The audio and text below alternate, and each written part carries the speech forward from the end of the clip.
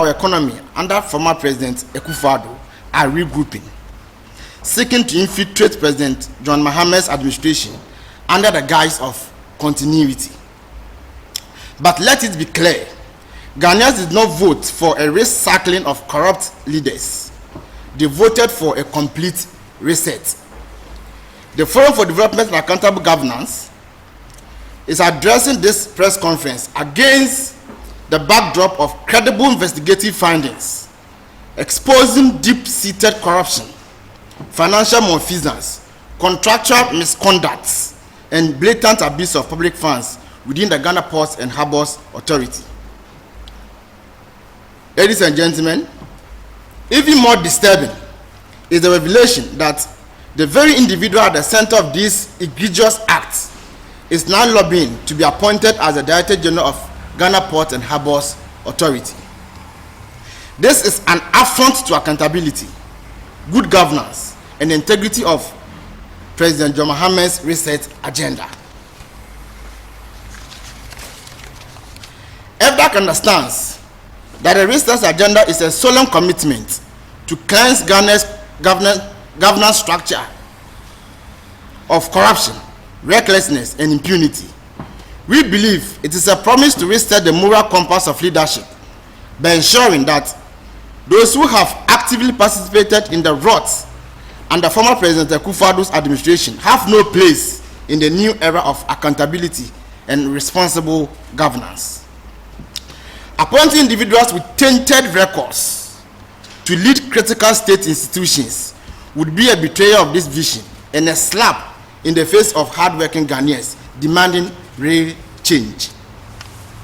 Distinguished members of the press, corruption has been at the heart of Ghana's governance crisis under the former President Akufo-Addo, leading to financial losses, collapsed public confidence, and stalled national development. FDAG's probe into the Ghana Ports and Harbours Authority has uncovered a web of wastes where coffers bleed, contracts burn, and public trust is squandered without remorse. Beneath the surface of our nation's gateway lies a tale of recklessness, funds siphoned, rules shattered, and integrity cast adrift in a sea of betrayal. From unauthorized payment to irregular contract financing in the Bonkra Inland Port project, fraudulent staff recruitment, and theft of company equipment are some of the rot we have uncovered. These revelations paint a grim picture of state capture for personal gains. Shockingly, some of the individuals who are deeply embroiled in these corruption scandals is now lobbying or are now lobbying to be appointed as Ghana Ports and Harbours Authority next Director General, a move that will not only undermine accountability but will also reward corruption instead of punishing it. FDAG is of the firm conviction that President Mahamed's research agenda is a decisive departure from the corrupt past, a commitment to restoring governance based on integrity, transparency, and accountability. The research agenda should not merely be about changing faces in government, but about rebuilding institutions, strengthening financial discipline, and ensuring that the country's resources serve the people, not a select few. It should be a bold response to years of reckless financial mismanagement and the state-sponsored corruption that have crippled Ghana's economy. This agenda cannot succeed if the very individuals who facilitated corruption under Akufo-Addo are placed in leadership roles within a Mahama government. Doing so will not only taint the credibility of this noble vision, but also betray the trust of the Ghanaian people. To truly reset Ghana's governance and public sector institutions, we must ensure that individuals of proven integrity lead this transformation. Those who superintended over financial malpractices, manipulated public processes, procurement processes, and facilitated economic losses must have no place in this government. Leadership positions, especially in critical institutions like the Ghana Port and Harbours Authority, must be occupied by men and women whose track record reflects a commitment to good governance, accountability, and ethical leadership. Ghanaians must strongly reject any attempt to appoint any individual associated with these scandals to any leadership position.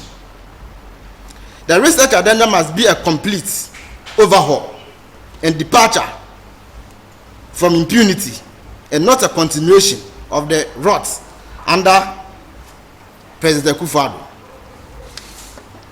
Now let's try to understand the issues we are raising. Ladies and gentlemen, our unimpeachable investigations have revealed shocking levels of financial mismanagement under the leadership of some key officials who are now positioning themselves to be appointed as Director General within Ghana Port and Harbours Authority. Now the findings. Anomalies in the Bronkra Inland Port project, unauthorized financial commitment. I'll go into it. The Bronkra Inland Port project, approved by Parliament of Ghana for the Ghana Shippers Authority, was meant to be privately financed by concessionaire Ashanti Port Services Limited. However, Ashanti Port Services Limited failed to secure the necessary funding, leading to a series of irregular transactions. Despite no parliamentary approval, the Minister of Transport under President Akufo-Addo requested the Ghana Port and Harbours Authority to purchase shares in Ashanti Port Services Limited, violating financial governance rules. Ghana Port and Harbours Authority disbursed $33 million to Ashanti Port Services Limited, Ashanti Port Services Limited's nominated contractor, even though APSL, that's Ashanti Port Services Limited, lacked the financial capacity to fund the project. APSL defaulted on contract payment. Ghana Port and Harbours Authority further paid an additional $42 million, bringing the total cost to $75 million. Again, after Ashanti Port Services Limited lost its concession, the contract was directly awarded to Ashanti Port Services Limited's contractor without parliamentary approval. And Ghana Port and Harbours Authority again paid an additional $15 million last quarter of 2024, raising the total financial commitment to $90 million. What this means is that the Bronkra Inland Port project, originally designed as a privately financed venture under the Ghana Shippers Authority, was manipulated into a financial burden on Ghana Port and Harbours Authority through a series of unauthorized transactions. Instead of securing the necessary funding as required, Ashanti Port and Port Services Limited failed in its obligations. Yet, the Ghana Port and Harbours Authority was unlawfully pressured by the Minister of Transport under President Akufo-Addo to purchase shares in APSL without parliamentary approval, an outright violation of financial governance rules. As a result, GPHA was forced to disburse $33 million, like I indicated, to APSL's nominated contractor. Again, despite APSL's clear inability to fund the project, when APSL was defaulted on its contract payment, the Ghana Port and Harbours Authority had stepped in again, this time paying an additional $42 million, bringing the total to $75 million. The corruption deepened when APSL lost its concession. Yet, instead of following due process, the contract was directly handed over to APSL's contractor without parliamentary approval. The Ghana Port and Harbours Authority then made yet another unauthorized payment, like I indicated, $15 million, pushing the total commitment to a staggering $90 million. This blatant disregard for financial regulations, parliamentary oversight, and public accountability reveals a systematic scheme to siphon state funds into private hands under the pretext of infrastructure development. 2. Why did the Ghana Port and Harbours Authority and the Kufuor government promise the people of Keta a port, but delivered an administration block instead? A glaring betrayal of trust and maritime norms. Experts agree that ports are built starting with essential seaside infrastructure like breakwaters and quay walls, not administration blocks. Now ignore feasibility and wasteful spending. A feasibility study revealed that the Keta port was not viable due to its proximity to the ports of Lome and Tema and the region's lack of industries. Despite this, the Ghana Port and Harbours Authority pushed forward with a $9 million administration block purely for political gain, deceiving voters with a false sense of progress. Legal and financial breaches. The Ghana Port and Harbours Authority authorized a 1.8 million mobilization payment. That's 20% of the total project cost. Let me emphasize that mobilization payments are generally prohibited in Ghana Port and Harbours Authority contracts, highlighting again procedural infractions. The Keta administration block is a symbol of political deception and financial mismanagement, prioritizing partisan interests over lawful governance and public welfare. This scandal demands immediate investigation to hold those responsible accountable and prevent further misuse of public funds. The question we are asking is, why did the finance department proceed with payment despite their knowledge of the feasibility study reports? Why did the finance department and the audit department supervise this payment? We are asking. We demand answers to these questions. 3. Fraudulent staff recruitment. Backdating of appointment dates. One of the most common strategies used in financial fraud within public institutions is the manipulation of staff appointment dates to create artificial tenure benefits, or secure illegal financial gains. Investigations have uncovered that some appointment letters for staff recruited in December 2024 were backdated to February 2024. This fraudulent practice enables unmerited salary payments, inflates payroll expenses, and undermines ethical recruitment practices. We are asking again that why did the management of the human resource and the finance department again watch on for this crime to be committed? We demand answers once again. Now let's turn our attention to point 4. 10 relatively new trailers mysteriously missing. In fact, trailers are heavy duty equipment used at the ports. Between the last quarter of 2024 and early 2025, 10 heavy duty newly acquired trailers mysteriously disappeared from Ghana Port and Harbours inventory. These are not scraps. These are the very best trailers, essential for the efficient operations of the port.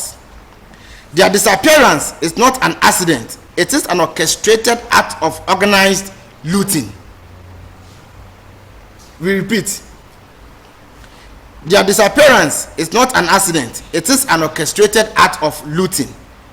The question is, where are these trailers and who authorized their removal? Why has no action been taken on this issue? 5.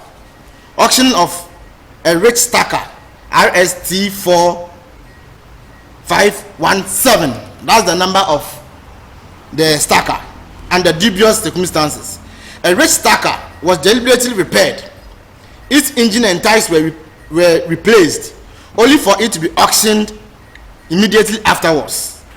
The manner in which this auction was conducted raises serious red flags.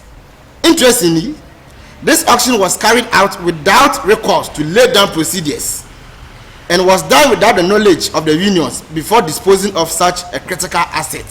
The question is, who authorized the sale of this asset? We ask. 6. Conflict of interest. Hiring the same auction rich stacker to GPHA, Ghana Port and Harbour Authority Logistics. In fact, after auctioning the stacker, it came back to the same institution, this time on rental basis. I continue. Even more scandalous is the fact that after this rich stacker was auctioned, it miraculously resurfaced in use at Ghana Port and Harbour Authority Logistics, this time on rental basis. This points to an elaborate scheme where state assets are auctioned to cronies at ridiculous prices, only to be leased back to the same institution that owned them. A huge cost to the state. Now, I will show you some documents in a jiffy. Point 7. 10 old trailers given to MPS T3 under suspicious terms.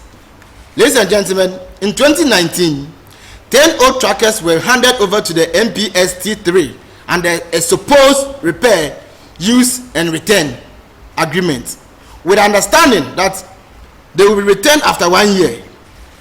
5 years later, these trailers have never been returned. We are asking again, what happened to these trailers, and why has the Ghana Port and Harbour Authority not enforced the agreement? Or was this another grand scheme to permanently divert state resources? Point 8. Tama shipping yard equipment stolen. In fact,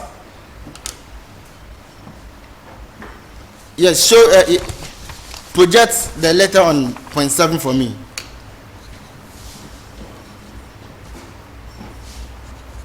So, members of the media, this is a letter on the letterhead of Ghana Port and Harbour Authority Workers Union, and this letter is addressed to the former Director General.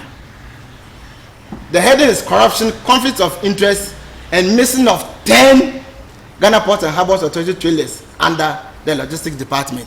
So we are not just speaking in a vacuum. This is an evidence, and the union, among other things, after dating the facts of the issue, are demanding investigations into this. Scroll down. Go up, yes, scroll up. As part of the demands, the state, go up. They demanded that constitute a committee to investigate the matters. Go up. Yes. And they also state under point 3 that apply the necessary sanctions to persons responsible for the missing trailers and the wrong auction of the rich stacker if found to serve as a deterrent. The union wrote this letter to the Director General. Up to date, nobody has been found culpable with respect to this 10 missing stackers and the auctioning. So we are asking them to give us answers, to conduct a probe into these issues. I continue. Tama shipyard equipment stolen and sold as scraps. The pattern of looting extends beyond just trailers and rich stackers. There have been multiple instances of equipment belonging to the Tama shipyard under the care of the Ghana Port and Harbour Authority being secretly removed from the yard and sold as scraps. We will show you pictures of the issues we are raising once again. This is a clear case of deliberate asset stripping, a fraudulent attempt to weaken state institutions for personal gain. This reckless mismanagement favors private interest over national development. The pressing question is, who declared this equipment as scraps? Who authorized the removal and sale? Especially given that the Tama shipyard has operated without a governing board for decades. Show me the letter on this issue, on this point.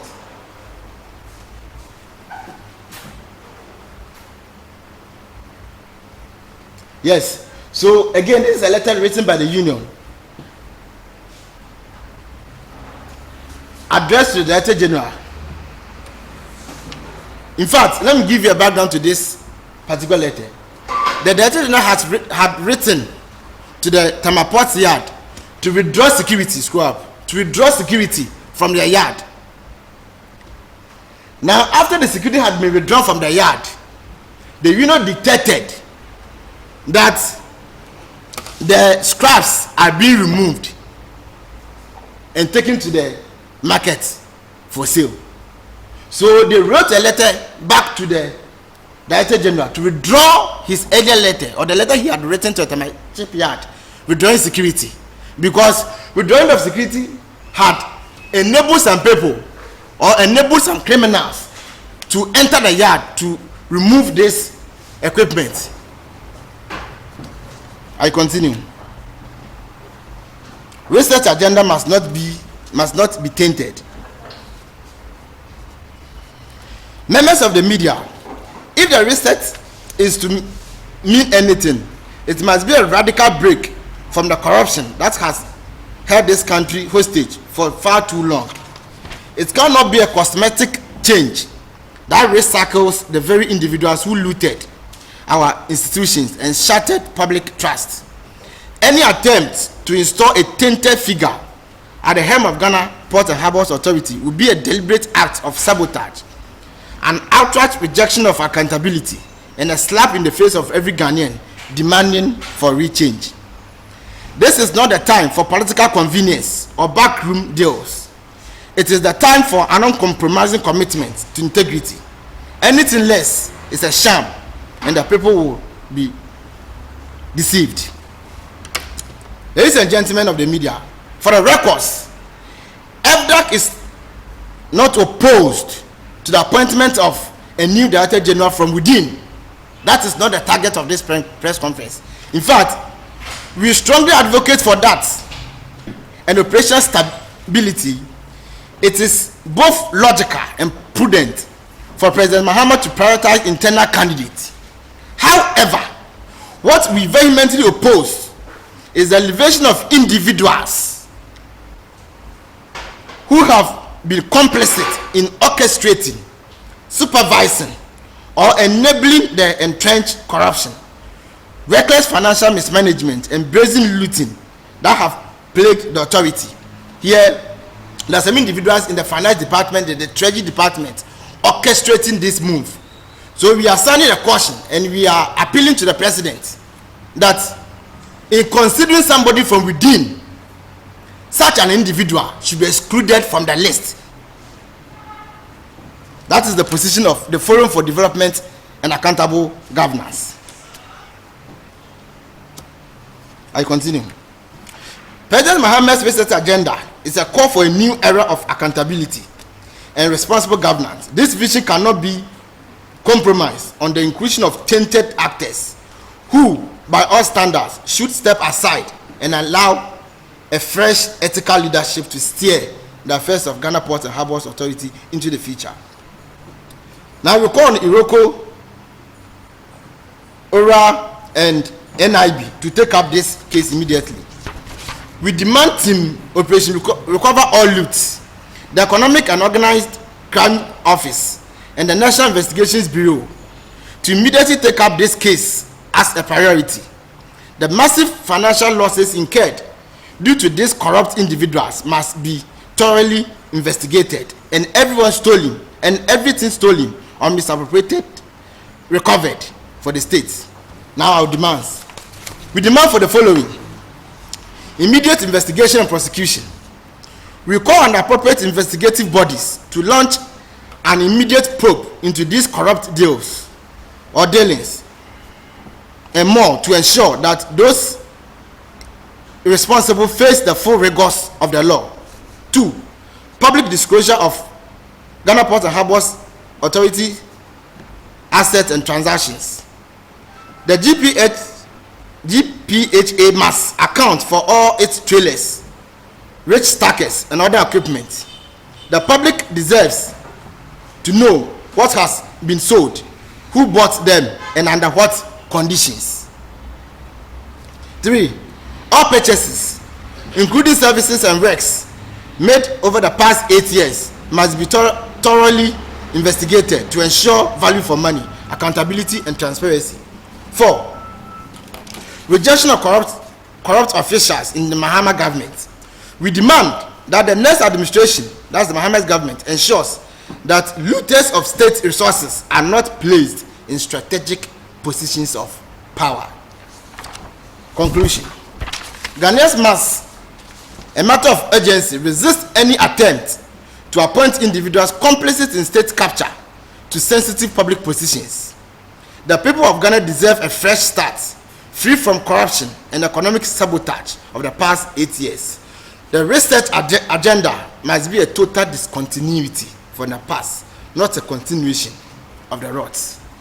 I thank you, ladies and gentlemen. As a civil society organization, the Forum for Development and Accountable Governance is that we have conducted an extensive investigations into the activities of Ghana Ports and Harbours Authority, and our lenses have uncovered massive corruption in the sector.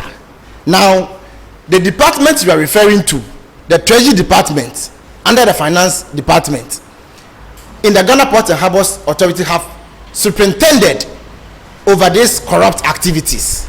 And we showed you copious documents indicating the rots that has transpired in the Ghana Ports and Harbours Authority. And we have demanded for a number of things, that the very individual who superintended over this act, who was also part of the Akufo-Addo administration, should be excluded from the list of those vying or those contesting or those lobbying to be appointed as the Director General for the Ghana Ports and Harbours Authority. We are journalists. We have put out the facts. You can do your background checks to establish the authenticity or otherwise of what we are saying. But from here, we have written a petition, and in the petition, such individual's name is mentioned in there. And that petition, we are giving the president of the land the benefit of the doubt. We are presenting this petition right from here to the presidency to at least understand and know the kind of individual we are referring to in this press conference. So the name of the individual is stated in the petition, but at an appropriate time, we put it out. So we are calling for investigation on a number of things. First of all, we showed you a document where the union has written to the former Director General to conduct investigations into some mysterious missing of some stackers, 10 stackers in the Ghana Ports and Harbours Authority. Then 2, selling of scrap equipment in the yard when the Director General wrote to withdraw security from the Ghana ship yard. So we are calling for investigations into some of these activities, and especially the contracts involving the Bonkra inland ports and the Keta ports, among other things. So like we put out, the issues are many, and we are presenting a petition on that. But we have called on the Economic and Organized Crime Unit and the Operation Recover All Loot to investigate these issues as well.